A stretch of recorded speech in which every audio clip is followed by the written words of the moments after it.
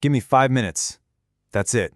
Because after this, I guarantee you, you won't dare say, I'll do it tomorrow, ever again. Look, half your life might already be gone, so for the next few minutes, let's get serious. It all starts with one question. I really want you to think about that. What if 2025 was it, your last year? This isn't some morbid thought experiment, okay? It's a fire starter. If you knew the clock was ticking down for real, would you still be scrolling? Still be waiting? I doubt it. We're about to make your success an absolute emergency. So let's get right into it. Part 1. Confronting your final deadline. You know, most people are terrified of death. They run from the very idea of it. But the world's highest achievers, they do the complete opposite. They see it for what it is, the ultimate deadline. And they use it as the single greatest tool to create a sense of urgency that is just unstoppable. Let me tell you about Robert Greene, the author of The 48 Laws of Power. He had a massive stroke while he was driving that paralyzed his entire left side. I mean, can you imagine? This world-famous author could no longer type. It took him 10 minutes just to put on his shoes. The frustration must have been immense. But here's the thing. After looking death right in the eye, he didn't quit. He became more active, more driven, and more public than ever before. He finally felt that urgency. And this quote is the entire mindset shift. The real tragedy isn't that life ends. Spoiler alert, it does for all of us.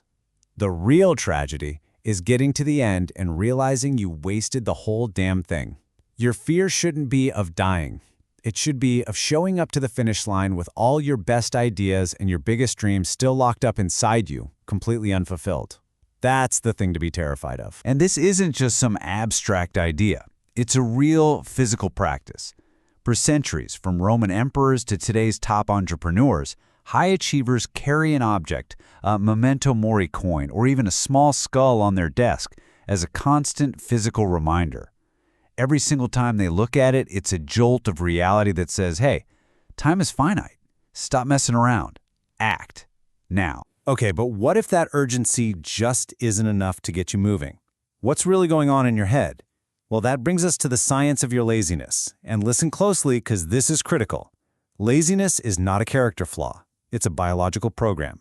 And the good news is, once you understand the code, you can rewrite it. It really is this simple. Your brain is just doing the math wrong.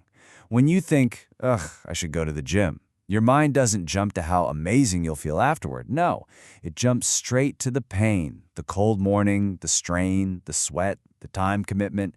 You are literally hardwired to focus on the cost before you even consider the prize. You want proof that we can overcome this? Let's talk about what I call the motherhood principle.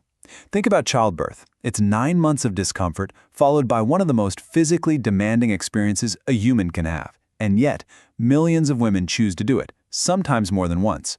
Why?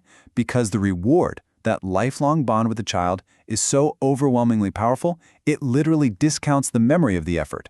The reward always wins. So why can't you just force yourself to focus on the reward? Well, it's a numbers game you're destined to lose. Think of your brain's power structure like this. Your conscious mind, your willpower, your logic, that's only about 5% of the operation. The other 95%? That's your subconscious mind, your habits, your autopilot. Trying to overpower 95% with 5% is like trying to steer a cruise ship with a canoe paddle. It's a losing battle, every time. Now, it is crucial to understand that this 95% behemoth isn't your enemy. It's not trying to sabotage you. It has one prime directive, programmed over millions of years: conserve energy and keep you safe in your comfort zone. That's it. When it sees a new, difficult task, it freaks out because that requires energy, and its job is to keep you alive. It's programmed for survival, not for building an empire. So, if we can't fight the 95%, what do? We get clever. We stop fighting and we start negotiating. We treat our transformation like a magic trick. This is your comeback, and it happens in 3 acts. And this is the secret sauce right here. You stop trying to overpower your subconscious with that little 5% of willpower. Instead, you entice it. You make the reward so vivid, so clear, and so desirable that the 95% subconscious mind looks at it and says, oh, I want that. You basically trick it into thinking that achieving your goal was its idea all along. Every great transformation follows this structure. First, the pledge. You go quiet. You disappear from all the noise to focus on your work. Second, and this is the most important part, is the turn. This is where the real work happens, where you transform yourself or your project into something truly extraordinary. And finally, the prestige. You return, and the result is so stunning, it just looks like magic. And here's where so many people get it wrong. Disappearing is easy. Anyone can announce, I'm going into lockdown to work on my comeback. But that's not the goal. Nobody applauds the magician for vanishing. They applaud when he comes back, transformed. The applause is for the big reveal. So your entire focus shouldn't be on starting. It has to be on what you will have finished when you return. So you've got the urgency, you understand the psychology, and you've got the perfect 3-act plan. But all of that is completely useless without one final, non-negotiable ingredient. This is the fuel for the turn. And I'm not talking about a casual interest or a hobby. I'm talking about a deep, driving, all-consuming obsession.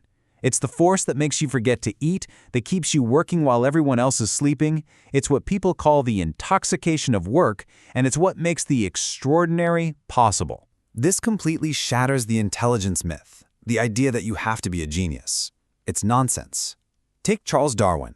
He wasn't considered the brightest bulb. His own cousin was thought to be far more intelligent.